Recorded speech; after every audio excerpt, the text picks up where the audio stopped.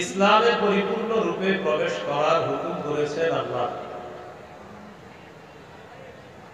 ইসলামে পরিপূর্ণ রূপে প্রবেশ করেছি কিনা এটা বোঝার জন্য পাঁচটি আলামত আছে। কয়টি? পাঁচটি আলামত। এক নম্বর আত্মসমর্পণ, দুই নম্বর ইখলাস, তিন নম্বর বিশুদ্ধ আকীদা, চার নম্বর উত্তম চরিত্র, পাঁচ নম্বর লেনদেনে স্বচ্ছ থাকা। আমি আবার বলছি, সূরা বাকারার 208 নম্বর আয়াতে আল্লাহ তাআলা বলেন, হে ঈমানদারগণ, পরিপূর্ণ রূপে ইসলামে প্রবেশ করো। ইসলামে পরিপূর্ণ রূপে প্রবেশ করেছি কিনা, পরিপূর্ণ রূপে ইসলাম পালন করতে চাই কিনা এটা বোঝার জন্য কয় আলামত? এক নম্বর আলামত আত্মসমর্পণ করা। আত্মসমর্পণ কাকে বলে? আত্মসমর্পণের আরবি হলো ইসলাম, বাংলা হলো আত্মসমর্পণ করা। সূরা বাকারার 131 132 নম্বর আয়াতে আল্লাহ বলেন, ইয ক্বালা লাহু রাব্বুহু আসলিম ক্বালা আসলামতু লিরাব্বিল আলামিন। ওই সময়কে স্মরণ করুন যখন ইব্রাহিম আলাইহিস সালাতু ওয়াস সালামকে তার রব বললেন আত্মসমর্পণ করেন। ইব্রাহিম নবী বললেন, আমি বিশ্ব জগতের রব আল্লাহর কাছে আত্মসমর্পণ করলাম। ওয়াওয়াসসা বিহা ইব্রাহিম বানিহি ওয়া ইয়াকুব ইয়া বানিয়া ইন্নাল্লাহা আসতাফা লাকুমুদ-দীন ফালা তামুতুন্না ইল্লা ওয়া আনতুম মুসলিমুন। ইব্রাহিম নবী, ইয়াকুব নবী তার সন্তানদেরকে ওসিয়ত করেছেন, হে প্রিয় সন্তান, আল্লাহ তাআলা তোমাদের জন্য দ্বীন নির্বাচন করেছেন। তোমরা মুসলমান না হয়ে মরো না, মুসলমান না হয়ে মরবা না। আল্লাহ যে দ্বীন নির্বাচন করেছেন এটা কোন দিন? সূরা আলী ইমরানের 19 নম্বর আয়াতে আল্লাহ বলেন, ইন্নাদ-দীনা ইনদাল্লাহিল ইসলাম। আল্লাহর কাছে একমাত্র দ্বীন হলো ইসলাম। ইসলাম ছাড়া কেউ যদি অন্য কোনো কিছুকে দ্বীন হিসাবে গ্রহণ করে এটা গ্রহণযোগ্য হবে না। সূরা আলী ইমরানের 85 নম্বর আয়াতে আল্লাহ বলেন, وَمَن يَبْتَغِ غَيْرَ الْإِسْلَامِ دِينًا فَلَن يُقْبَلَ مِنْهُ। যে ব্যক্তি ইসলাম ছাড়া অন্য কোনো কিছুকে দ্বীন হিসাবে গ্রহণ করে কামনা করবে, ফালান ইউকবালা, এটা কিছুতেই গ্রহণ করা হবে না, গ্রহণযোগ্য হবে না। ওয়া হুয়া ফিল আখিরাতি মিনাল খাসিরিন, সে ব্যক্তি আখিরাতে ক্ষতিগ্রস্তদের অন্তর্ভুক্ত হবে। বলি নাউযুবিল্লাহ। প্রিয় ভাইরা, ইসলামে পরিপূর্ণ আছি কিনা, চাই কিনা পালন করতে কয় আলামত? এক নম্বর আত্মসমর্পণ করা। আত্মসমর্পণ করার আরবি হলো ইসলাম। ইসলাম মানে আত্মসমর্পণ করা, আল্লাহর সমস্ত হুকুম আদেশ নিষেধ এগুলাকে মেনে নেওয়া। এবার ইসলামের সংক্ষিপ্ত একটা পরিচয় হাদিস থেকে জেনে নেই। সহিহ বুখারীর 4777 নম্বর হাদিস আর সহিহ মুসলিমের 8 নম্বর হাদিস, এই দুই হাদিস মিলিয়ে একটি হাদিস বলি শুনেন। জিবরিল আমিন রাসূল সাল্লাল্লাহু আলাইহি সাল্লামকে প্রশ্ন করলেন, মাল ইসলামু ইয়া রাসূলুল্লাহ, ও আল্লাহর রাসূল ইসলাম কি জিনিস? فقال رسول الله صلى الله عليه وسلم أن تشهد أن لا إله إلا الله وأن محمدا رسول الله। ইসলাম হলো তুমি এই সাক্ষ্য দেওয়া আল্লাহ ছাড়া কোনো ইলাহ নাই, মুহাম্মদ সাল্লাল্লাহু আলাইহি সাল্লাম আল্লাহর রাসূল। এটা মুসলিমে আছে আর বুখারীতে আছে। আন তা'বুদাল্লাহা ওয়া লা তুশরিকা বিহি শাইআ, ইসলাম হলো তুমি আল্লাহর ইবাদত করবা, আল্লাহর সাথে শিরিক করবা না। এটা বুখারীর বর্ণনা। আর সহিহ মুসলিমের বর্ণনা, তুমি এই সাক্ষ্য দিবা যে আল্লাহ ছাড়া কোনো ইলাহ নাই, মুহাম্মদ সাল্লাল্লাহু আলাইহি সাল্লাম আল্লাহর রাসূল। এই হলো এক নাম্বার। দুই, ওয়া তুকিমাস সালাহ, নামাজ কায়েম করবা। নামাজ কায়েম করা কি জিনিস? এটা নারী পুরুষ সবাইকে কায়েম করতে হবে। নামাজ কায়েম করা বা প্রতিষ্ঠিত করা দ্বারা মৌলিক পাঁচটি উদ্দেশ্য। প্রিয় ভাইরা, নামাজ কায়েম দ্বারা মৌলিক কয় উদ্দেশ্য? দেখি আপনাদের মনে আছে কিনা, ইসলামে পরিপূর্ণ আছে কিনা? কয় আলামত? পাঁচ। এক নাম্বার আত্মসমর্পণ করা। আত্মসমর্পণ কাকে বলে? এক নাম্বার আল্লাহ ছাড়া কোনো ইলাহ নাই এই কথা মেনে নেওয়া।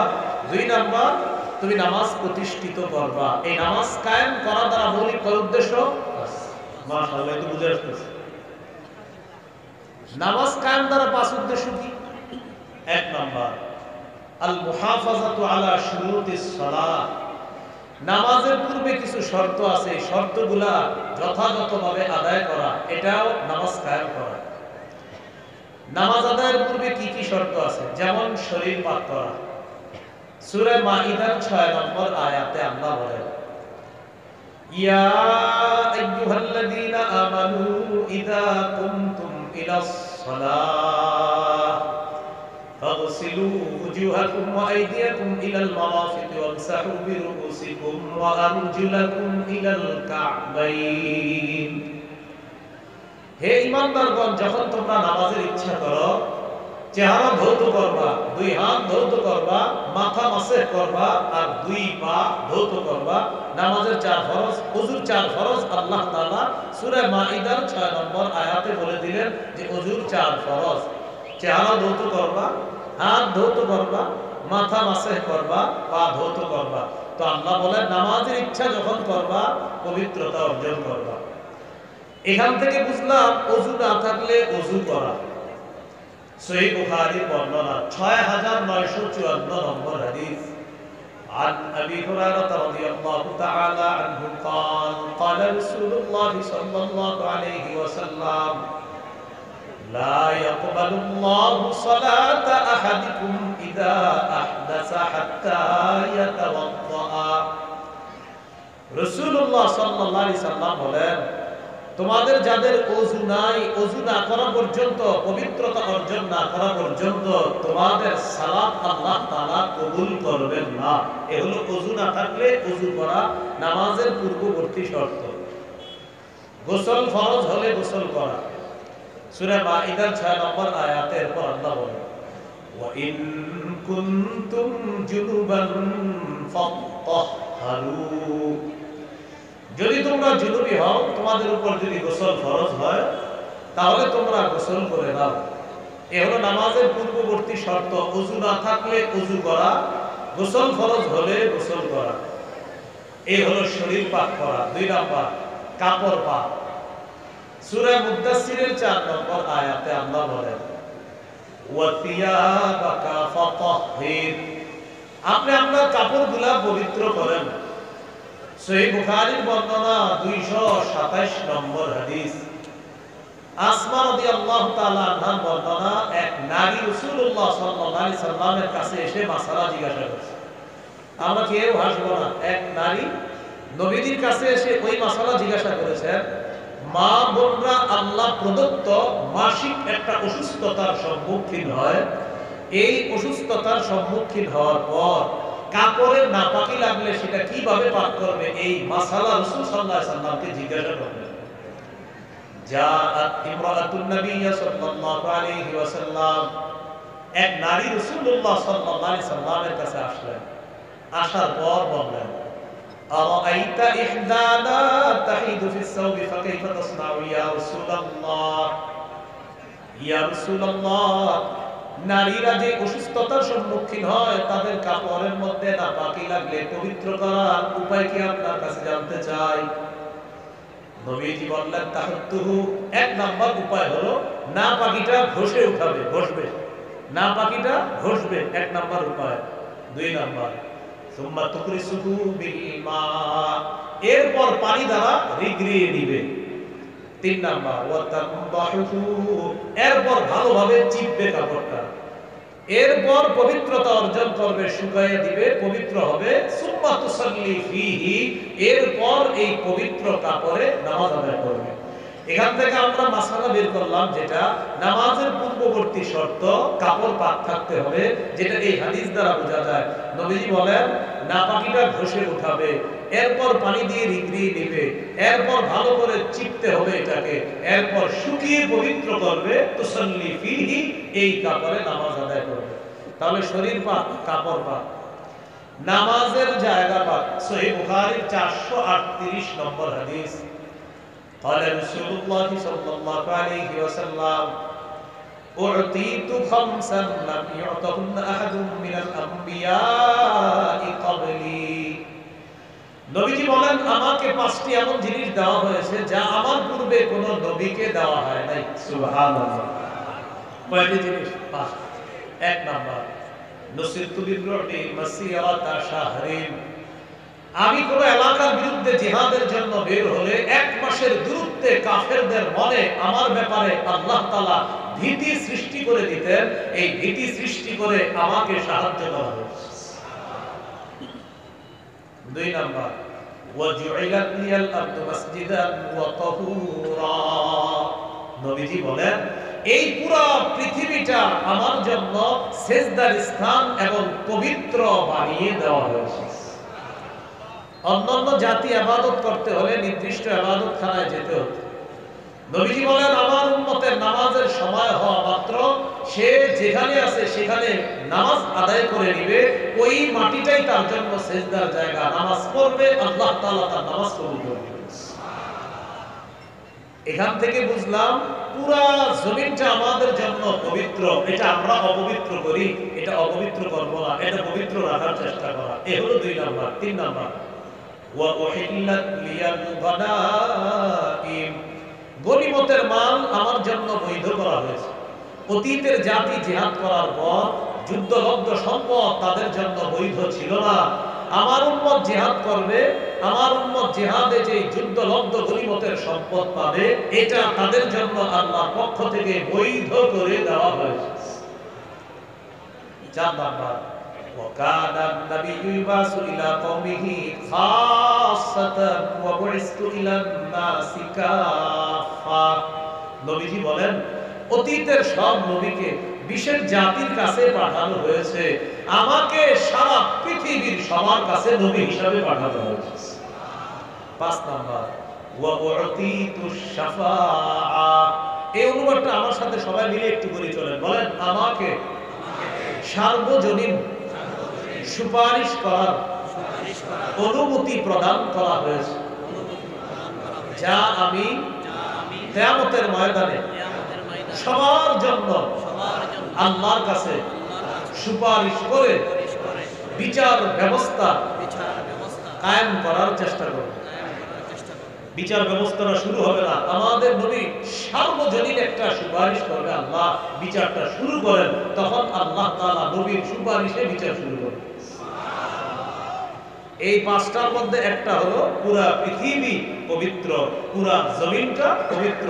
তাহলে শরীর পাক, কাপড় পাক, নামাজের জায়গা পাক, সতর ঢাকা, সতর ঢেকে সালাত আদায় করা। সূরা আরাফের 31 নম্বর আয়াতে আল্লাহ বলেন ইয়া বানি আদাম খুযু যিনাতাকুম ইনদা কুল্লি মসজিদ, হে আদম সন্তান প্রত্যেক নামাজের সময় বেশভূষা ধারণ করো, সুন্দর পোশাকে তোমরা সালাত আদায় করো। এই জন্য শরীর পাক, কাপড় পাক, নামাজের জায়গা পাক, সতর ঢাকা, এটাও নামাজের একটা শর্ত। পাঁচ নাম্বার একটা শর্ত হলো কিবলামুখী হওয়া। সূরা বাকারা 149 নম্বর আয়াতে আল্লাহ বলেন وَمِنْ حَيْثُ خَرَجْتَ فَوَلِّ وَجْهَكَ شَطْرَ الْمَسْجِدِ الْحَرَامِ وَحَيْثُ مَا كُنْتُمْ فَوَلُّوا وُجُوهَكُمْ شَطْرَهُ। নবীজি 17-18 মাস বাইতুল মুকাদ্দাসের দিকে ফিরে নামাজ পড়েন, কিন্তু নবীর মন চায় আহারে ক্যামেরাটা যদি কাবার দিকে হতো, এটা নবীর মন চায়, আর খালি আকাশের দিকে তাকায়। আল্লাহ তাআলা বলেন قد نرى تقلب وجهك في السماء فلنولينك قبلة ترضاها নবী আপনি যে বারবার আকাশের দিকে কেন তাকান আমি জানি আপনি আমার দিকে তাকায় থাকেন যেন আমি কিবলাটা পরিবর্তন করে কাবার দিকে করি আমি তো জানি আপনি বারবার উপরের দিকে চেহারা কেন উঠাইতেছেন ঠিক আছে ফালানুওয়াল্লিয়ান্নাকা কিবলাতান তারদাহা আপনার পছন্দ অনুযায়ী ওই কাবাকে আমি আল্লাহ আমার কিবলা বানাই দেব সুবহানাল্লাহ 2 রাকাত নামাজ নবীজি পড়ে ফেলছে 4 রাকাত ওয়ালা নামাজের 2 রাকাত পড়ে ফেলছে জিবরিল আমিন আয়েশা বলতেছি ইয়া রাসূলুল্লাহ বাস কিবলা পরিবর্তন হয়ে গেছে বাকি 2 রাকাত কাবার দিকে ফিরে পড়ে গেছে সুবহানাল্লাহ এজন্য এই মসজিদটাকে বলা হয় মসজিদুল জিল কিবলাতাইন দুই কিবলার মসজিদ অর্থাৎ এক নামাজ দুই কিবলার দিকে ফিরে পড়েছেন প্রথম 2 রাকাত বাইতুল মুকাদ্দাসের দিকে ফিরে এর পরের 2 রাকাত কাবার দিকে ফিরে আদায় করেছেন তাহলে কিবলামুখী হয়ে নামাজ আদায় করা মনে থাকবে ইনশাআল্লাহ এরপর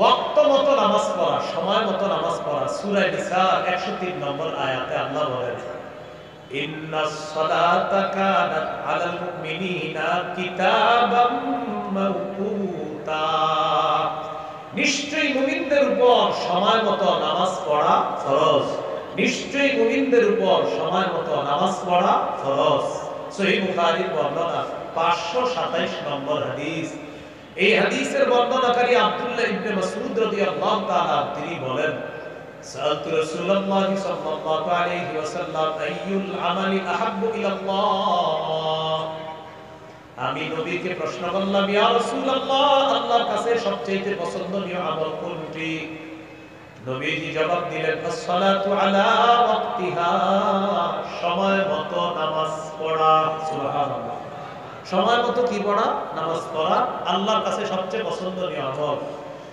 বাংলাদেশ এয়ারপোর্টে আপনি নামাজ পড়ছেন কথার কথা মাগরিবের নামাজ পড়ছেন পড়ার পর প্লেনে উঠছেন ওঠার পরে পশ্চিম দিকে গিয়ে দেখেন সূর্য এখনো ডুবে নেই বাংলাদেশ এয়ারপোর্টে মাগরিব পড়ছেন পড়ার পর পশ্চিম দিকে উঠছেন ওঠার পর দেখেন সূর্য ডুবে নেই তখন কি করবেন আর মাগরিব পড়া লাগবে না আবার বলছি বাংলাদেশ এয়ারপোর্টে মাগরিব পড়ছেন তো মাগরিব পড়ার পর উঠছেন প্লেন চলতেছে পশ্চিম দিকে যত পশ্চিমে যাবেন দেখবেন সূর্য এখনো ডুবে নেই তো আপনি বাংলাদেশে সূর্য ডুবছে মাগরিব পড়ছেন পড়ার পর প্লেনে চড়ছেন সময় মতো নামাজ পড়া ফরজ তা আপনি সময় মতো নামাজটা পড়ছেন পড়ার পর প্লেনে উঠছেন উঠার পর আপনি পশ্চিম দিকে রওনা করছেন একটু সামনের দিকে গিয়ে দেখেন সূর্য এখনো ডুবে নাই একটু পরে প্লেনে মাগরিবের সময় হয়েছে আপনার আর নামাজ পড়া লাগবে না আপনি তো বলেই ফেলছেন মাগরিবের নামাজ নামাজ একত্র একবারই ফরজ ভাই এই মাসালাটা সবার বুঝে আসছে নি আলেম সারা অন্যরা বলেন বুঝে আসছে আচ্ছা আলহামদুলিল্লাহ বলবেন বুঝে আসছে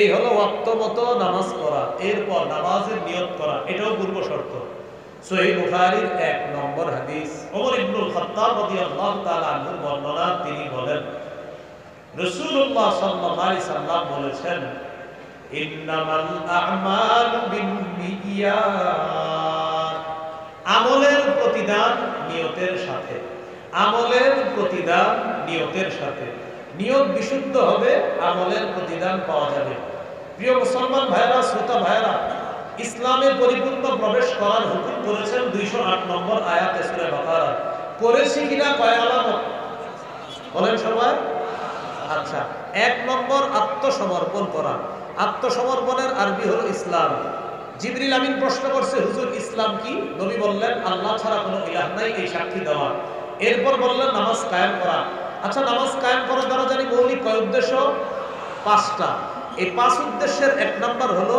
নামাজের পূর্বের শর্তগুলা গুরুত্ব দেওয়া এই শর্তের আলোচনা আমরা করলাম এটাও নামাজ কায়েম করা দ্বারা দ্বিতীয় উদ্দেশ্য আল মুহাফাজাতু আলা রুকু'i ওয়াস সুজুদ রুকু সিজদা ধীরস্থির ভাবে করা সুন্দরভাবে করা এটা হলো নামাজ কায়েম করার দ্বিতীয় উদ্দেশ্য সহিহ বুখারীর 757 নম্বর হাদিস 757 নম্বর হাদিস রাসূলুল্লাহ সাল্লাল্লাহু আলাইহি সাল্লাম মসজিদে আসলেন আসার পর এক ব্যক্তি মসজিদে এসে নামাজ আদায় করছে নামাজ আদায় করার পর নবীজি এসে সালাম দিয়েছে ফরদা আলাইহি নবীজি সালামের জবাব দিয়েছেন সালামের জবাব দেওয়ার পর নবীজি বললেন, ইরজি ফাসাল্লি ফাইন্নাকা লাম তুসাল্লি, তুমি যাও আবার পুনরায় নামাজ পড়ো, তুমি নামাজ পড়ো নাই। ফারাজা ইউসাল্লি কামা কানা সাল্লা, ওই ব্যক্তি আবার ফিরে গেলেন, আবার নামাজ আদায় করলেন যেইভাবে একটু আগে নামাজ পড়ছে। তো দ্বিতীয়বার নামাজ পড়া আবার নবীজির কাছে এসে সালাম দিলেন। নবীজি তার সালামের জবাব দিলেন, সালামের জবাব নিয়ে বললেন, ইরজি ফাসাল্লি ফাইন্নাকা লাম তুসাল্লি, যাও আবার তুমি পুনরায় নামাজ আদায় করো, তুমি নামাজ পড়ো নাই। এবার ওই ব্যক্তি বললেন, ওয়াল্লাযী বা'আসাকা বিল হাক্কি মা উহসিনু গায়রাহু ফাআল্লিমনি ইয়া রাসূলুল্লাহ, আল্লাহর কসম, যে আল্লাহ আপনাকে সত্য সহ প্রেরণ করেছেন ওই আল্লাহর কসম, আমি এর চেয়ে সুন্দর নামাজ পড়তে জানি না। ইয়া রাসূলুল্লাহ, এর চেয়ে সুন্দর নামাজ যদি আমি এর চেয়ে ভালো জানি না, হুজুর এর চেয়ে ভালো থাকলে আমাকে আপনি শিখিয়ে দেন। এতটুকু বুঝে আসছে সবার? এক ব্যক্তি বারবার নামাজ পড়তেছে, তো নবীজি বললেন তুমি আবার পড়ো। তিনি বললেন, হুজুর এর চেয়ে ভালো পড়তে পারি না, আপনি আমাকে শিখিয়ে দেন। এবার নবী এক রাকাত নামাজ শিখিয়ে দিচ্ছে। ইযা কুনতা ইলাস সালাহ ফাকাব্বির, যখন তুমি নামাজের ইচ্ছা করবা আল্লাহু আকবার বলে তুমি হাত বাঁধবা, বাঁধার পর সানা পড়বা, পড়ার পর সূরা ফাতিহা পড়বা, পড়ার পর সুম্মা ক্রা মা তায়াসসারা মা'আকা মিনাল কুরআন, কোরআনের যেখান থেকে সহজ সেখান থেকে তুমি তেলাওয়াত করবা, করার পর সুম্মা রুকা, এরপর তুমি রুকু করবা। রুকুতে কিভাবে তুমি থাকবা? হাত্তা তাতমাইন্না রাকিআ, ধীরস্থির ভাবে তুমি রুকু করবা। সুম্মা রফা রাসাকা মিনার রুকু, এরপর রুকু থেকে মাথা উঠাইবা। অনেক মুসল্লি দেখবেন বাঁকা হয়ে থাকে, মাথা উঠায় বাঁকা হয়ে থাকে, বাঁকা হয় না। নবীজি বললেন তুমি দাঁড়ায় এমন ভাবে দাঁড়াবা হাত্তা তা'তাদিলা কাইমা, সোজা হয়ে তুমি দাঁড়াবা। দাঁড়ানোর পর এরপর সুম্মাসজুদ, তুমি সিজদা করবা। হাত্তা তাতমাইন্না সাজিদা, ধীরস্থির ভাবে সিজদা করবা। এরপর দুই সিজদার মাঝখানে তুমি ধীরস্থির ভাবে বসবা, এরপর আরেক সিজদা করবা, ধীরস্থির ভাবে করবা। নবীজি বলেন এই হলো তোমার এক রাকাত নামাজ। এইভাবে সারা জীবন তুমি যত রাকাত নামাজ পড়বা, এই রাকাতটার মতো পড়বা, তাহলে এটা নামাজ হবে আর এই নামাজের সওয়াব আল্লাহ পাবে। তাহলে নামাজ কায়েম করা দ্বারা দুই নম্বর উদ্দেশ্য কি ভাই? রুকু সিজদা ধীরস্থির ভাবে করা। বলেন ইনশাআল্লাহ। একটি হাদিস শোনায় আপনাদেরকে, যেটা আমলের প্রতি আগ্রহী করে তুলবে আমাদেরকে। সহিহুল জামে হাদিসের কিতাব 1671 নম্বর হাদিস। এই হাদিসের মধ্যে আছে আন আব্দুল্লাহ ইবনে উমর রাদিয়াল্লাহু তাআলা আনহুমা রাআ ইবনে উমর ফাতান ইউসাল্লি, আব্দুল্লাহ ইবনে উমর রাদিয়াল্লাহু তাআলা আনহুমা দেখলেন এক যুবক নামাজ পড়তেছে। আবার বলছি, আব্দুল্লাহ ইবনে উমর দেখলেন এক যুবক নামাজ পড়তেছে। তো তার নামাজ দেখে আব্দুল্লাহ ইবনে উমর রাদিয়াল্লাহু তাআলা আনহুমা দেখেন লম্বা সময় নামাজে দাঁড়িয়ে থাকে, কিন্তু রুকু সিজদাটা লম্বা সময় করে না। রুকু সিজদা দাঁড়ানোর চাইতে একটু তাড়াতাড়ি রুকু করে, একটু তাড়াতাড়ি সিজদা করে। তো আব্দুল্লাহ ইবনে উমর রাদিয়াল্লাহু তাআলা আনহুমা বললেন, আইয়ুকুম ইয়ারিফুহু, তোমাদের মধ্যে কেউ আছো এই যুবককে চিনে? এক ব্যক্তি জবাব দিয়ে বললেন, আমি ও আব্দুল্লাহ ইবনে উমর আরিফুহু, আমি তাকে চিনি। আব্দুল্লাহ ইবনে উমর বললেন, লাউ আরাফতুহু লা আমারতুহু আইয়ুকসিরা রুকুআ ওয়াস সুজুদা, আমি যদি তাকে চিনতাম তাকে আমি আদেশ করতাম রুকু সিজদা যেন একটু লম্বা করে করে। সে যেভাবে লম্বা সময় নামাজে দাঁড়িয়ে থাকে, আমি তাকে চিনলে আমি তাকে বলতাম রুকু সিজদাটাও যেন সে একটু লম্বা করে করে। কেন? فإني سمعت رسول الله صلى الله عليه وسلم يقول, আমি নবীজিকে বলতে শুনেছি, ইন্নাল আবদা ইযা কামা ইলাস সালাহ উতিয়া বিযুনুবিহি কুল্লিহা ফাউদিআত আলা আতিকাইহি, বলেন কোন ব্যক্তি যখন নামাজে দাঁড়ায় তার সবগুলা গুনাহ তার এই দুই কাঁধে রেখে দেওয়া হয়।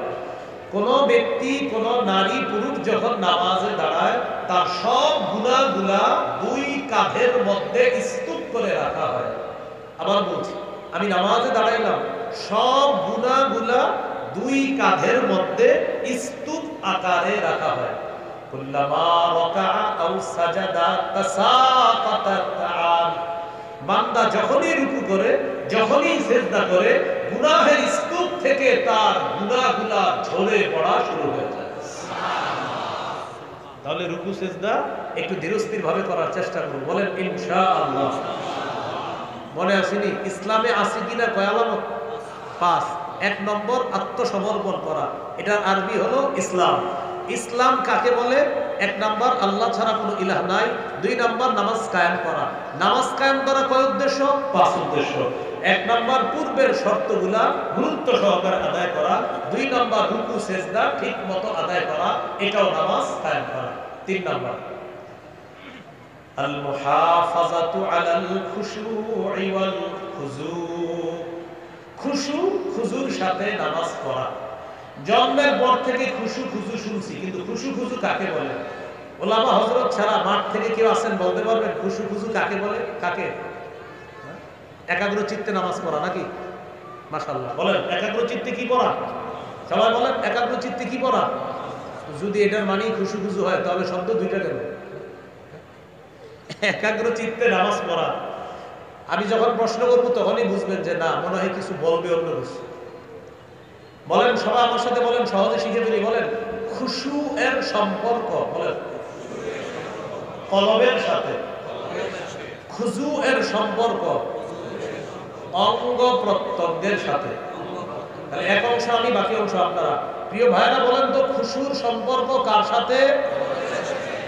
খুজুর সম্পর্ক কার সাথে?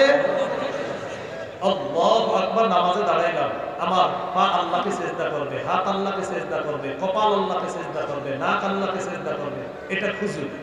বলেন এটা কি? খুজু। সবাই বলেন এটা কি? খুজু। এখন আপনি নামাজে দাঁড়াইলেন, আমার পা আল্লাহকে সিজদা করবে, আমার হাত আল্লাহর জন্য নামাজ পড়তেছে, আমার কান আল্লাহকে সিজদা করবে, কিন্তু কলবে আছে আমার 4টা দোকান, 3টা দোকানের হিসাব মিলাইতে পারলাম, 4র্থ দোকানটার কি অবস্থা, এটা কলবে। তাহলে খুশু হলো না। খুজু হলো, খুশু হলো না। খুজু দেখা যায়, আল্লাহু আকবার, খুজু দেখা যায়। মানুষ দেখবে আপনি মাশাআল্লাহ লোকটা খুব সুন্দর নামাজ পড়ে, কিন্তু কলবের মধ্যে আছে দোকানে হিসাব চালাইতেছে। খুশু হলো না। খুশু আল্লাহ দেখে, এই জন্য খুশুর সম্পর্ক কলবের সাথে, খুজুর সম্পর্ক অঙ্গ প্রত্যঙ্গের সাথে।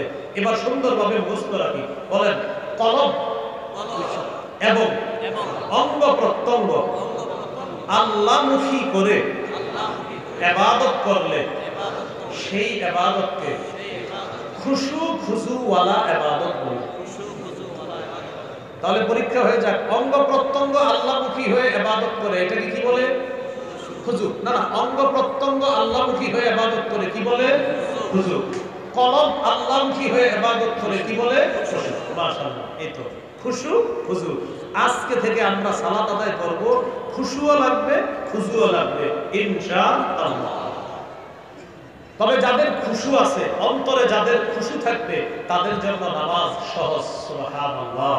সূরা বাকারার 45 নম্বর আয়াতে আল্লাহ বলেন, ওয়াস্তাঈনু বিস-সাবরি ওয়াস-সালাহ ওয়া ইন্নাহা লাকাবীরাতুন ইল্লা আলাল খাশিঈন। আল্লাহ তাআলা বলেন, তোমরা ধৈর্য সহকারে নামাজের সাথে এবং ধৈর্যের মাধ্যমে, তোমরা নামাজের মাধ্যমে এবং ধৈর্যের মাধ্যমে আল্লাহর কাছে সাহায্য প্রার্থনা করো। মনে রাখবা, নামাজ কঠিন, তবে যারা খুশুওয়ালা মুমিন, যাদের কলব আল্লাহর জন্য ইবাদত করে, এই খুশুওয়ালা ঈমানদারদের পক্ষে নামাজ একদম সহজ। সুবহানাল্লাহ। তাহলে যারা কলব দিয়ে ইবাদত করবে, আমার অঙ্গ প্রত্যঙ্গ আল্লাহর জন্য ইবাদত করে, আমার কলব আল্লাহর জন্য ইবাদত করে, এই ব্যক্তির জন্য নামাজ আল্লাহ সহজ করে দেবে। তাহলে বলেন তো আল্লাহু আকবার, আমি কলব দিয়ে আল্লাহর ইবাদত করি, কলব দিয়ে কি বলে এটাকে? খুশু। মাশাআল্লাহ। আমি অঙ্গ প্রত্যঙ্গ দিয়ে আল্লাহর ইবাদত করি, কি বলে? তাহলে কলব অঙ্গ প্রত্যঙ্গ সব আল্লাহমুখী রাখতে হবে, এটার নাম হবে খুশু খুজুর নামাজ। আল্লাহ কথাগুলো মনে রাখার তৌফিক দান করেন। এইগুলো নামাজ কায়েম করা দ্বারা তৃতীয় উদ্দেশ্য খুশু খুশুর সাথে নামাজ পড়া। চার, পরিবারকে নামাজের হুকুম করা, এটাও নামাজ কায়েম করা। পরিবারকে নামাজের হুকুম করা, এটাও নামাজ কায়েম করা। সূরা তাহা 132 নম্বর আয়াত 16 পারা শেষ পৃষ্ঠা। হাফিজি কোরআন মাজিদ অনুযায়ী আল্লাহ বলেন, ওয়া'মুর আহলাকা বিস-সালাত। নবী আপনি আপনার পরিবারকে নামাজের আদেশ করেন। পরিবারকে নামাজের কথা বলা, এর মানেও নামাজ কায়েম করা। নামাজ কায়েম দ্বারা 5 নম্বর উদ্দেশ্য, রাষ্ট্রের প্রতিটা মুসলমান যেন নামাজি হয়ে যায় এই চেষ্টা করা, এটাও নামাজ কায়েম করা। রাষ্ট্রের প্রতিটি মুসলমান নামাজি হয়ে যেন যায় এই দায়িত্ব 1 নম্বর রাষ্ট্রপ্রধান। বলেন 1 নম্বর কার? বলেন পুরুষ রাষ্ট্রপ্রধানের। বলেন 1 নম্বর দায়িত্ব কার? পুরুষ রাষ্ট্রপ্রধান। সবাই বলেন কার? পুরুষ রাষ্ট্রপ্রধানের। বলেন যে রাষ্ট্রপ্রধানের মধ্যে 4টি মৌলিক গুণ থাকবে, এমন একজন শাসক আল্লাহর কাছে আমরা চাই। সূরা হজের 41 নম্বর আয়াতে আল্লাহ বলেন, আল্লাযীনা ইম্মাক্কান্নাহুম ফিল আরদি আকামুস সালাহ ওয়া আতাউয যাকাতা ওয়া আমারু বিল মা'রুফি ওয়া নাহাউ আনিল মুনকার। আল্লাহ তাআলা বলেন, যাদেরকে আমি জমিনের ক্ষমতায় বসাই, রাষ্ট্রীয় ক্ষমতায় বসাই, তাদের মৌলিক কাজ 4টি। 1 নাম্বার আকামুস সালাত, তারা রাষ্ট্রীয়ভাবে নামাজ কায়েম করবে। 2 নাম্বার আতাউয যাকাত, রাষ্ট্রীয়ভাবে তারা যাকাতের বিধান চালু করবে। কিসের বিধান চালু করবে? যাকাতের বিধান। বলেন সুদ ভিত্তিক, বলেন সুদ ভিত্তিক রাষ্ট্র ব্যবস্থা শেষ পরিণতি ভিক্ষা করা। যাকাত ভিত্তিক রাষ্ট্র ব্যবস্থা শুভ পরিণতি ধনী হওয়া। প্রমাণ আফগানিস্তান। কারা? বলেন সবাই বলেন কারা? আফগানিস্তান আল্লাহকে অভিভাবক মানছে, তাই আল্লাহ তাদেরকে সফলতা দান করছে। আমরা বারবার এক তাগুত ছেড়ে আরেক তাগুত ধরি, তাই আমাদের ভাগ্যের পরিবর্তন হচ্ছে না। এই জন্য অভিভাবক নির্ধারণ করতে হবে, আমাদের অভিভাবক আল্লাহ। বারবার এক তাগুত ছেড়ে আরেক তাগুত ধরা মানে বৃষ্টি থেকে বাঁচার জন্য ঝর্ণার নিচে এসে দাঁড়ানোর মতো বোকার পরিচয় দেওয়া। এই জন্য অভিভাবক ঠিক করতে হবে। 3 পারা 2 নম্বর পৃষ্ঠা সূরা বাকারা 257 নম্বর আয়াতে আল্লাহ বলেন, আল্লাহু ওয়ালিয়ুল্লাযীনা আমানু, যারা ঈমানদার তাদের অভিভাবক আল্লাহ। ঈমানদারদের অভিভাবক কে? আল্লাহ। 6 পারা 16 নম্বর পৃষ্ঠা সূরা মাঈদা 51 নম্বর আয়াতে আল্লাহ বলেন, ইয়া আইয়ুহাল্লাযীনা আমানু লা তাত্তাখিযুল ইয়াহুদা ওয়ান নাসারা আউলিয়া। হে ঈমানদারগণ, ইহুদি খ্রিস্টানদেরকে অভিভাবক বানায় না। যারা 47 জন প্রেসিডেন্ট পরিবর্তন করে, একজনকেও নারী বানায় না। আমাদের উপর নারী চাপায়া দেয়া গোলামি আমাদের গলার মধ্যে ঝুলায় দেয়। আল্লাহ নিষেধ করছে। মুসলমান কেন তার পরিচয় বুঝবে না? আল্লাহ বলে দিছে আমি তোমাদের অভিভাবক। আল্লাহ নিষেধ করছে তাকে অভিভাবক বানায় না। ইহুদি খ্রিস্টানদেরকে অভিভাবক বানাইতে আল্লাহ নিষেধ করেছে। এই বিষয়টা আল্লাহ আমাদেরকে বুঝে শুনে আগামীতে সিদ্ধান্ত নেওয়ার তৌফিক দান করেন।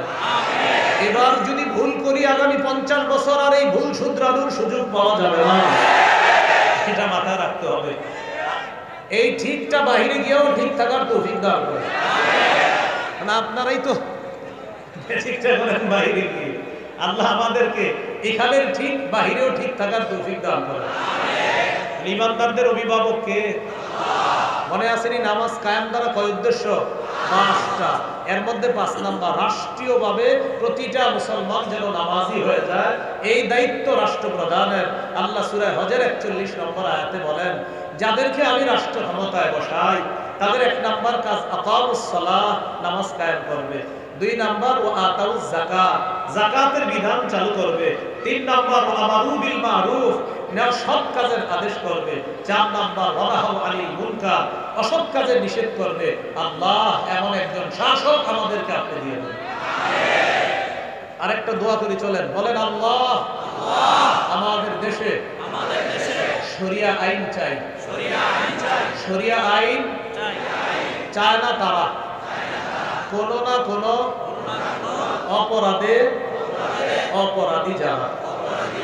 আবার শরিয়া আইন চায় না তারা কোনো না কোনো অপরাধে অপরাধী যারা। চোর শরিয়া আইন চাইবে না, হাত কাটা যাবে। ধর্ষক শরিয়া আইন চাইবে না, পাথর মেরে হত্যা করা হবে। নায়ক নায়িকা শরিয়া আইন চাইবে না, অন্য নারীর গায়ে অবৈধভাবে স্পর্শ করতে পারবে না। যত সব অপরাধ আছে এই অপরাধীদের পথে বাধা হলো শরিয়া আইন। এই জন্য শরিয়া আইন চায় না তারা কোনো না কোনো বাটপারিতে বাটপার যারা। আল্লাহর কাছে চাইতে হবে শরিয়া আইন। কি আইন চাইতে হবে? আল্লাহ বুঝার তৌফিক দান করেন। এই হলো নামাজ কায়েম দ্বারা পাঁচটা আপনার মৌলিক উদ্দেশ্য বললাম। 1 নাম্বার পূর্ববর্তী শর্তগুলা গুরুত্ব দেওয়া। 2 নাম্বার নামাজ কায়েম করা মানে রুকু সেজদা বিরস্তির ভাবে করা। 3 নাম্বার নামাজ কায়েম করা মানে খুশু খুজুর সাথে নামাজ পড়া। 4 নাম্বার নামাজ কায়েম করা মানে পরিবারকে নামাজের কথা বলা। 5 নাম্বার নামাজ কায়েম করা রাষ্ট্রীয় সবভাবে সকল মুসলমানকে নামাজি বানানোর চেষ্টা করা। আল্লাহ তৌফিক দান করেন। মনে আসেনি ইসলামে পরিপূর্ণ আসি কিনা কয় আলামত? দ্বিতীয় 1 নাম্বার আলামত হলো ইসলাম। ইসলাম মানে আত্মসমর্পণ করা, আল্লাহর সমস্ত বিধি নিষেধগুলা মেনে নেওয়া। এতক্ষণ তো বললাম সবার জন্য। মা বোনদেরকে আল্লাহ তাআলা কিছু হুকুম করছে কিনা? করছে কিনা? করছে। মা বোনদের অন্যতম একটা বিধানের নাম হলো শরীয়ী পর্দা করা। বলেন কি পর্দা করা?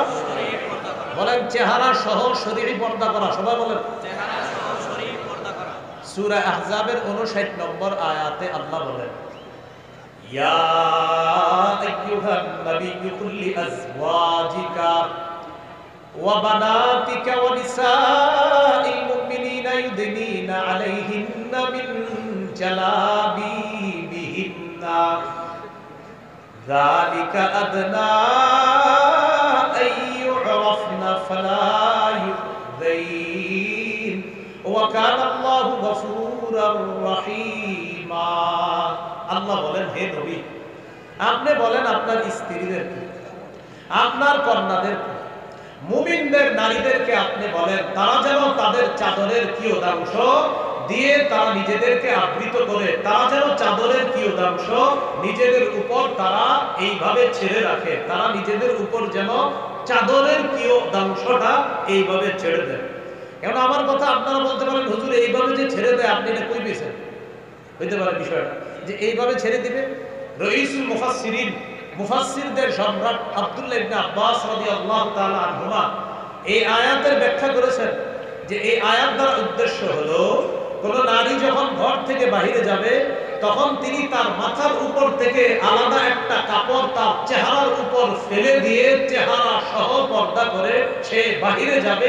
আল্লাহ এই আয়াত দ্বারা এটা বুঝিয়েছে। মনে রাখবেন নারীরা চেহারা ঢাকতে হবে, এটা সারা দুনিয়ার আলেমদের একটা মীমাংসিত সিদ্ধান্ত। কি সিদ্ধান্ত? এটা মীমাংসিত সিদ্ধান্ত। এই মাসালায় অন্য কিছু করার চেষ্টা করবেন না, এটা মীমাংসিত সিদ্ধান্ত। সারা পৃথিবীর ওলামায়ে কেরাম চেহারা ঢাকতে হবে। সূরা আহজাবের 53 নম্বর আয়াতটা একটু শুনেন, শুনলে বুঝবেন। তাকান আমার দিকে, অনুবাদটা করার পর আমার দিকে তাকাবেন। আল্লাহ বলেন ওয়া ইযা সাআলতুমুহুন্না মাতাআন ফাসআলুহুন্না মিন ওয়ারাই হিজাব। ও সাহাবীরা, নবীর বিবিদের কাছে যখন তোমরা কোনো প্রয়োজনীয় জিনিস চাইবা পর্দার আড়াল থেকে চাইবা। পর্দার এপাশ থেকে আল্লাহ তাআলা চাইতে বলছে। এখন বলেন পর্দার ওপাশে আম্মা জানদের শরীরটা আর মুখটা বাইরে। আল্লাহ বললেন তোমরা যখন নবীর বিবিদের কাছে কিছু চাইবা পর্দার আড়াল থেকে চাইবা। এখন আপনাদের কাছে পর্দার আড়াল কোনটাকে বলে? আম্মা জান না পর্দার ওপাশে আর চেহারাটা বাইর করে রাখবে? আল্লাহ তাআলা স্পষ্ট বললেন কিছু চাইবা তো পর্দার এপাশ থেকে তোমরা চাইবা। কেন চাইবা? যালিকুম আতহারু লিকুলুবিকুম ওয়া কুলুবিহিন্না, এটা তোমাদের এবং তাদের অন্তরের পবিত্রতার কারণ। পর্দা করা তোমাদেরও পবিত্রতা, নারীদেরও পবিত্রতা। সূরা নূরের 31 নম্বর আয়াতে আল্লাহ বলেন ওয়া কুল্লিল মুমিনাতি ইয়াগদুদনা মিন আবসারিহিন্না ওয়া ইয়াহফাযনা ফুরুজাহুন্না ওয়া লা ইউবদিনা যিনাতাহুন্না ইল্লা মা যাহারা মিনহা। নবী আপনি মুমিন নারীদেরকে বলেন তারা যেন নজর নিচে রাখে, তারা যেন তাদের নজরকে নিচে রাখে, লজ্জাস্থান হেফাজত করে। আর তারা যেন তাদের সৌন্দর্যতা প্রদর্শন না করে, তাদের আবরণ প্রদর্শন না করে। ইল্লা মা যাহারা মিনহা, তবে এমনি যা প্রকাশ পেয়ে যায় সেটা ভিন্ন কথা। ইচ্ছা করে যেন তাদের সৌন্দর্য প্রদর্শন না করে। এখন বলতে পারেন হুজুর এমনি প্রকাশ পায় কোনটা? আব্দুল্লাহ ইবনে মাসউদ রাদিয়াল্লাহু তাআলা আনহু ব্যাখ্যা করেছেন, এমনি নারীদের প্রকাশ পায় হলো পর্দার নিচে তারা যে কাপড় পরে সুন্দর, এই কাপড়টাও যেন তারা প্রদর্শন না করে। এটার যদি কিছু অংশ দেখা যায়, আল্লাহ বলেন এটা মাফ। তাদের সৌন্দর্যতা যা দেখা যায় তারা কাপড় নারীদের ভিতরে শরীরে যে কাপড় থাকবে, এই সৌন্দর্য দ্বারা উদ্দেশ্য আব্দুল্লাহ ইবনে মাসউদ বলেন তারা যে পর্দা করবে, বোরকা পরবে, এটার নিচে তারা একটা সুন্দর কাপড় পরতে পারে। এই কাপড়টা যেন দেখাও না যায়, তবে কিছু অংশ যদি দেখা যায়ও, এটা আল্লাহ মাফ করবেন। এই আয়াতে অনেকে বলতে চায় যে কিছু অংশ দ্বারা চেহারা উদ্দেশ্য না। আব্দুল্লাহ ইবনে মাসউদ রাদিয়াল্লাহু তাআলা আনহু বলেন এখানে যা এমনি প্রকাশ পায় তারা উদ্দেশ্য হলো পর্দা করার পরেও তাদের যে সুন্দর কাপড় আছে, এর কিছু অংশ যদি অনেক সময় বের হয়ে যায়, এটা মাফ করা হবে। এটা আল্লাহ তাআলা এটার কারণে তাদেরকে গুনাহ দিবে না। তাহলে কি শিখলাম? তারা তাদের সৌন্দর্যতা প্রদর্শন করবে না, এমনকি তাদের শরীরে যে সুন্দর পোশাক থাকবে এটাও তারা প্রদর্শন করবে না। তবে যা প্রকাশ পেয়ে যায় অনিচ্ছায়, এটা আল্লাহ মাফ করে দিবেন। আল্লাহ বুঝার তৌফিক দান করেন। সূরা নূরের 31 নম্বর আয়াতের পরের অংশে আল্লাহ বলেন ওয়ালিয়াদরিবনা বিখুমুরিহিন্না আলা জুয়ুবিহিন্না, নারীরা যেন তাদের ওড়না, তাদের কাপড়ের অতিরিক্ত অংশটা আলা জুয়ুবিহিন্না, তাদের গ্রীবাদেশে, তাদের শরীরে তারা যেন এই ওড়নাটা রেখে দেয়। এই আয়াতের ব্যাখ্যা আম্মা জান আয়েশা সিদ্দিকা রাদিয়াল্লাহু তাআলা আনহা বলেন, বুখারীর বর্ণনা, ইয়ারহামুল্লাহু নিসাআল মুহাজিরাতিল উওয়াল, প্রথম যুগের হিজরতকারী নারীদের উপর আল্লাহ রহম করেন, আল্লাহ দয়া করেন। এই আয়াত নাযিল হওয়ার পর বাজারে গিয়ে অতিরিক্ত কাপড় কিনতে সময় লাগবে, বাজারেও তারা যায় নাই, নগদ কাপড় ছিঁড়া, এরপর তারা তাদের মুখ ঢাকা শুরু করছে। সুবহানাল্লাহ। আবার বলছি ওয়ালিয়াদরিবনা বিখুমুরিহিন্না আলা জুয়ুবিহিন্না, এটার অর্থ হলো নারীরা যেন তাদের ওড়না, তাদের কাপড়ের অতিরিক্ত অংশটা তাদের মাথার উপর থেকে চেহারা আর তাদের গ্রীবাদেশ, তাদের শরীরের উপর যেন তারা এটা ফেলে দেয়। আব্দুল্লাহ আম্মা জান আয়েশা সিদ্দিকা রাদিয়াল্লাহু তাআলা আনহা বলেন এই আয়াত নাযিল হওয়ার পর প্রথম যুগের হিজরতকারী নারীরা তো তারা আলাদা পর্দা কিনতে এখন বাজারে যেতে হবে, তো বাজারে যেতে হলেও তো পর্দা করতে হবে। নগদ কাপড় ছিঁড়ার পর এই ছেঁড়া অংশ দ্বারা তারা পর্দা করা শুরু করে, এই কোরআনের আয়াতের উপর আমল করা শুরু করে। এই জন্য মা বোনরা যারা এখনো চেহারা আমরা ঢাকতে পারি না, আমরা দোয়া করবো তারা ইনশাআল্লাহ চিনি চেহারাও ঢাকা শুরু করবে। কিন্তু একটা মীমাংসিত মাসালা এটা। সারা পৃথিবীর বড় বড় ওলামা একরাম যারা মাযহাব মানে এবং যারা লামাযহাবী, যারা মাযহাব মানে না, তাদের বড় বড় আলেমদেরও ফতোয়া হলো চেহারা পর্দা, এটা পর্দা অন্তর্ভুক্ত, এটা ঢাকতে হবে। আল্লাহ আমাদেরকে বুঝার তৌফিক দান করেন।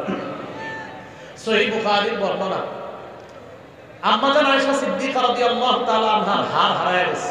লম্বা আলোচনা, মিথ্যা অপবাদ দেওয়া হয়েছিল আম্মা জানের উপর। এক সাহাবী তার নাম সফওয়ান, সর্বশেষ তিনি রয়ে গেলেন। তিনি হঠাৎ দেখে দূর থেকে একজন নারী, এই জাতীয় কাউকে দেখা যায়। আম্মা জান বলেন সফওয়ান আমাকে দেখার পর আমার কাছে আসছে, আসার পর দেখে আমি ঘুমায় রইছি। সফওয়ান আমাকে দেখে শুধু এতটুকু বলছে, ইন্না লিল্লাহি ওয়া ইন্না ইলাইহি রাজিউন। সফওয়ান আমাকে দেখে ইন্না লিল্লাহি ওয়া ইন্না ইলাইহি রাজিউন এটা বলেছে।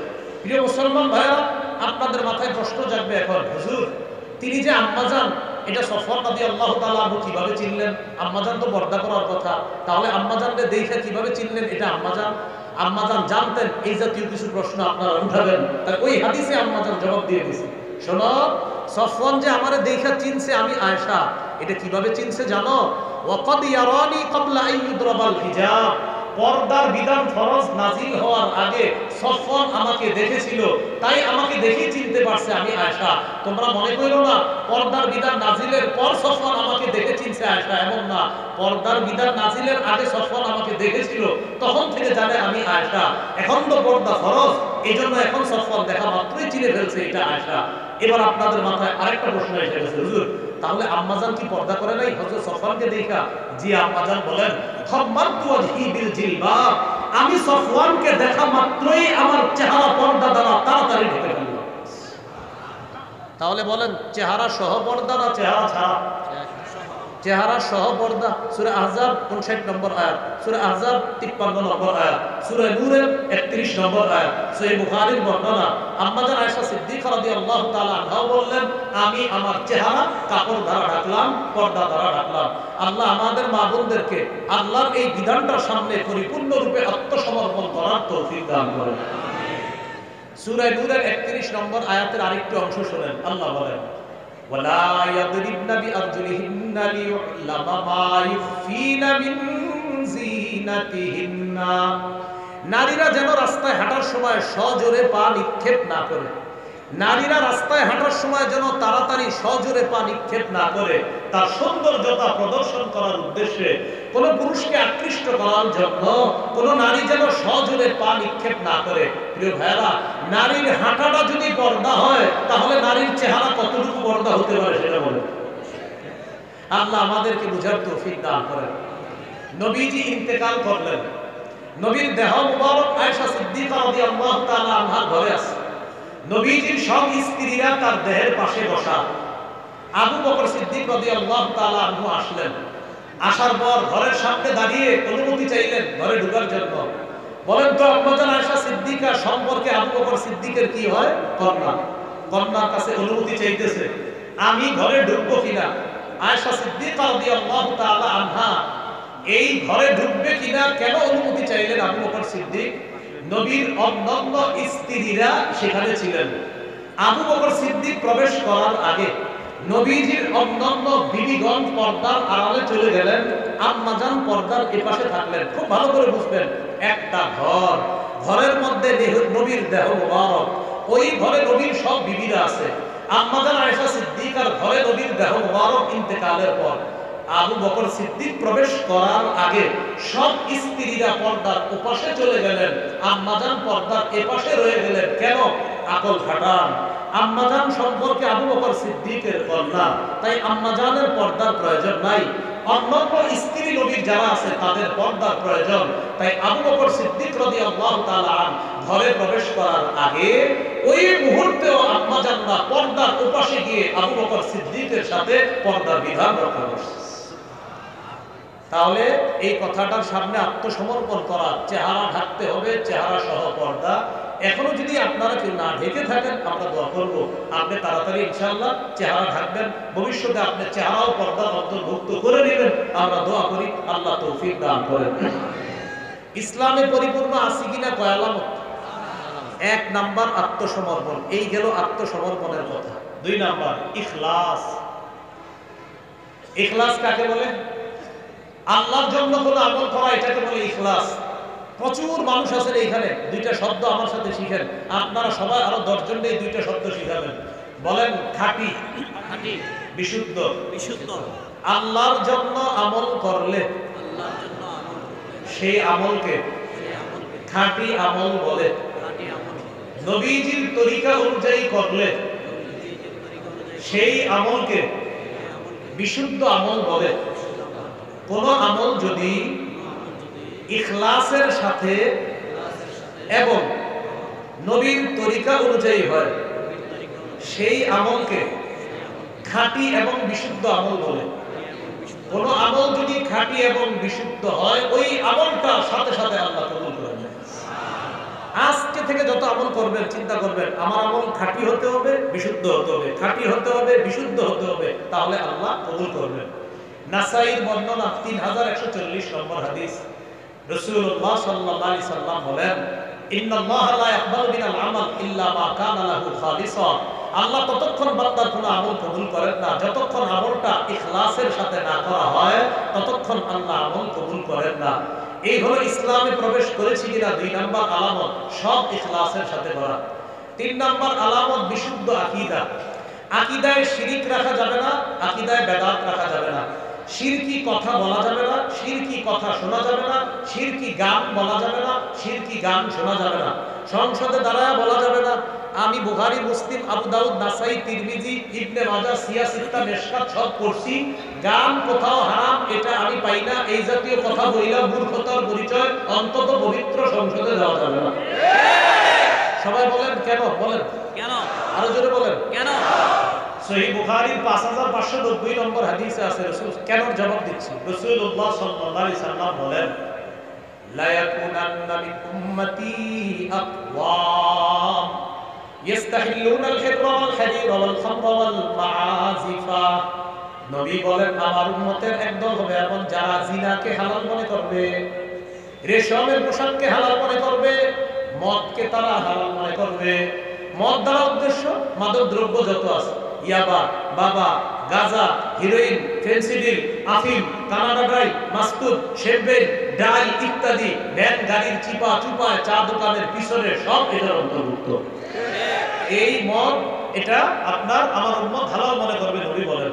4 নম্বরে বলছে ওয়াল মাআজিফা, বাদ্যযন্ত্রকে আমার উম্মত হালাল মনে করবে। এখন আমি বুখারীর যে হাদিসটা বললাম এটা কি সিয়াসিত্তার ভিতরে না বাহিরে? বলে না সিয়াসিত্তার ভিতরে না বাহিরে? তো উনি কিভাবে পাইলো না? আসলে পড়ে না, না পড়া চাপাবাজি করে যে সিয়াসিত্তা পড়ছি। এই জাতীয় চাপাবাজি বাংলাদেশের আলেমরা থাকতে অন্তত করেন না। আল্লাহ আমাদেরকে হেফাজত করেন, আমিন। তাহলে শিরকি গান শুনবো না, শিরকি কথা বলবো না। কিছু গানের মধ্যে আপনি স্পষ্ট শিরিক পাবেন, যেহি মুর্শিদ সেহি খোদা, নাউজুবিল্লাহ বলেন। এগুলা বইলা টিং টিং টিং করে একটা বাড়ি দিন, বাড়ি দিয়ে আপনি দলিল দেন। তো এই জাতীয় কথায় কান দেওয়া যাবে না। আল্লাহ আমাদেরকে হেফাজত করেন। তাহলে শিরকি কথা বলবো না, আকীদা রাখবো না, শিরকের মজলিসে যাব না, বেদাত কাজ কর্ম করব না আমরা ইনশাআল্লাহ। সহিহ বুখারীর 2697 নম্বর হাদিস, 2697, রাসূলুল্লাহ সাল্লাল্লাহু আলাইহি সাল্লাম বলেন মান আহদাসা ফি আমরিনা হাযা মা লাইসা ফিহি ফাহুয়া রাদ্দুন। আমাদের ইসলামী শরীয়তের মধ্যে ইবাদতের নামে সওয়াবের আশায় নতুন কিছু করবে যে এটা প্রত্যাখ্যান করা হবে, এটা বেদাত হবে। আল্লাহ আমাদেরকে শিরক বেদাত থেকে হেফাজত করেন। তাহলে 3টা আলামত গেল। 1 নাম্বার আত্মসমর্পণ, 2 নাম্বার ইখলাস, 3 নাম্বার বিশুদ্ধ আকীদা, 4 নাম্বার একটু বলেন উত্তম চরিত্র। আমাদের সামনেও আপনার চরিত্রটা ভালো থাকতে হবে, বিবির সামনেও ভালো থাকতে হবে। কার সামনে? বিবির সামনে। হ্যাঁ, আপনি আমাদের সামনে সুফি আর বিবি আপনাকে দেখতে পারেন না, এরকম হলে হবে না। রাসূলুল্লাহ সাল্লাল্লাহু আলাইহি সাল্লাম বলেন খায়রুকুম খায়রুকুম লিআহলিহি ওয়া আনা খায়রুকুম লিআহলি। তোমাদের মধ্যে সর্বোত্তম ওই ব্যক্তি যে তার বিবির কাছে উত্তম। আর শোনো, আমি নবী মুহাম্মদ সাল্লাল্লাহু আলাইহি সাল্লাম আমার বিবির কাছে পৃথিবীর সবচেয়ে শ্রেষ্ঠ চরিত্রের অধিকারী। 5 নাম্বার লেনদেনে স্বচ্ছ থাকা। বলেন কি থাকা? লেনদেনে স্বচ্ছ থাকা। আগামী শুক্রবারে টাকা দেওয়ার কথা, আর কিয়ামতের আগে শুক্রবার আসে না, এরকম করবেন না। সূরা মাইদা 1 নম্বর আয়াতে আল্লাহ বলেন ইয়া আইয়ুহাল্লাযীনা আমানু আউফু বিল উকুদ। হে ঈমানদারগণ, চুক্তিগুলা পুরা করবা, লেনদেনগুলা পুরা করবা। 3 পারার 7 নম্বর পৃষ্ঠা। এই 7 নম্বর পৃষ্ঠাটা একটা আয়াত, 3 পারার 7 নম্বর পৃষ্ঠা পুরাটা এক আয়াত। সুবহানাল্লাহ, মানে এক আয়াত কয় পৃষ্ঠা? 1 পৃষ্ঠা, মানে 15 লাইন। সূরা বাকারার গালেবান 282 নম্বর আয়াতটা, এক আয়াত 15 লাইন। ওই আয়াতে আল্লাহ বলে দিয়েছে লেনদেন আপনি কিভাবে করবেন। আল্লাহ তাআলা বলে দিয়েছেন লেনদেন কম করো আর বেশি করো, সাক্ষী রাখবা, 2 জন পুরুষ সাক্ষী রাখবা, 2 জন পুরুষ না পাইলে 1 জন পুরুষ 2 জন মহিলা। আল্লাহ তাআলা বলেন মহিলা 2 জন কেন জানো? আনতাদিল্লা ইহদাহুমা ফাতুযাক্কিরু ইহদাহুমা আল-উখরা। একজন ভুলে গেলে আরেকজন যাতে তাকে স্মরণ করায় দিতে পারে। এইজন্য লেনদেনে আমরা স্বচ্ছ থাকবো, বলেন ইনশাআল্লাহ। এবার আজকের বয়ানের সবচেয়ে গুরুত্বপূর্ণ, এখন আপনারা মনে করে মেধাটা আমার দিকে শুধু রাখেন, আমি মন দিয়ে আবার বলছি। সূরা বাকারা 208 নম্বর আয়াত আল্লাহ তাআলা হুকুম করেছেন হে ঈমানদারগণ, হে ঈমানদারগণ মানে যার ঈমান আছে। ঈমান কি জিনিস? 6 জিনিসের নাম বলেছিলাম। আল্লাহকে, ফেরেশতাদেরকে, কিতাবকে, রাসূলকে, আর আল্লাহর সাথে সাক্ষাৎ, পরবর্তী জগৎ হবে একটা, এটা বিশ্বাস করা। এরপরে আমরা আল্লাহর হুকুম মানবো। আল্লাহ বলছেন ইসলামে পরিপূর্ণ রূপে প্রবেশ করো।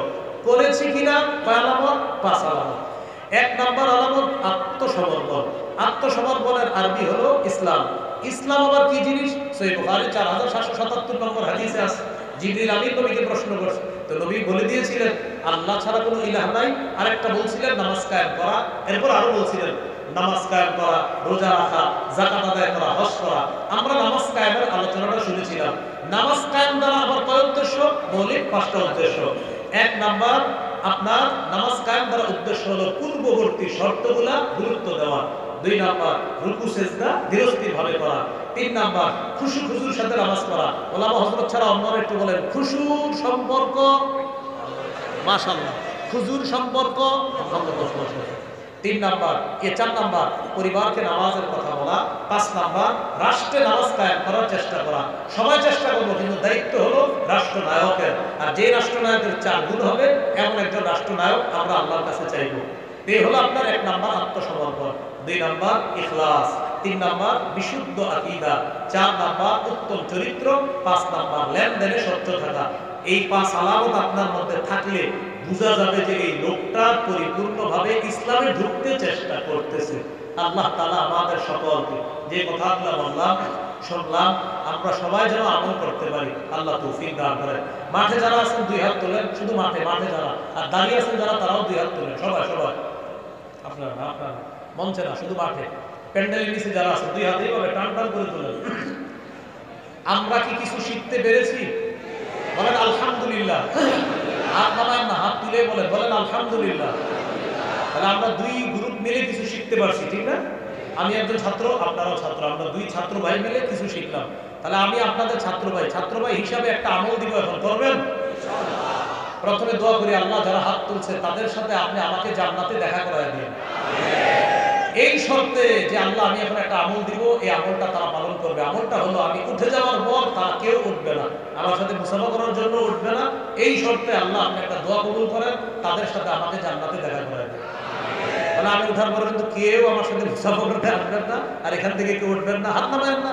সাইফুল্লাহ ভাই আলোচনা শুরু করবে, এরপর তিনি আলোচনার মোটামুটি একটা অংশে যাবে। এরপর যদি কারো উযু ইস্তেনজার প্রয়োজন হয় চুপে আস্তে উঠবেন, আরেকজনে বলবেন না এই চল প্রস্রাব করে হে কি বলছে, হ্যাঁ প্রস্রাব লাগছে, হ্যাঁ আপনি কাউরে বলবেন না, আপনি একা আস্তে ধীরে চলে যাবেন। মাহফিলের পরিবেশটা নষ্ট করবেন না। সূরা মুজাদালা 11 নম্বর আয়াত। আল্লাহ বলেন তোমাদেরকে যদি বলা হয় জায়গা করে দাও, তোমরা জায়গা করে দিবা, আল্লাহ তোমাদেরকে জান্নাতে জায়গা করে দিবেন। এই জন্য আপনারা এখন জান্নাতে জায়গার জন্য আস্তে আস্তে চেপে সবাই বসে যেতে পারেন জান্নাতে জায়গার জন্য। আল্লাহ তাআলা আমাদের সকলকে, আমি যা বললাম, বিশেষ করে সর্বশেষ কথাটা, আমি ওঠার পর কেউ উঠবো না, এই কথাটা পালন করে যেন একসাথে জান্নাতে আবার সাক্ষাৎ করতে পারি। আল্লাহ তৌফিক দান করেন। সুবহানাল্লাহি ওয়া বিহামদিহি, সুবহানাকাল্লাহুম্মা ওয়া বিহামদিকা, আশহাদু আল্লা ইলাহা ইল্লা আনতা, আস্তাগফিরুকা ওয়া আতুবু ইলাইক। কেউ উঠবো না।